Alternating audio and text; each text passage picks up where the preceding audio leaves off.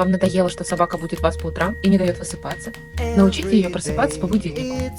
Шаг первый. Каждый день записывайте, во сколько она просыпается. Для примера, пусть это будет 6:00. Шаг второй.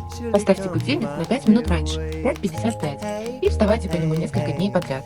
Главное, чтобы будильник прозвенел, пока собака еще спит. Шаг третий. Спустя неделю начинайте постепенно сдвигать будильник на более позднее время — 6:00, 6:10, 6:20 и так далее, пока не достигнете желаемого результата.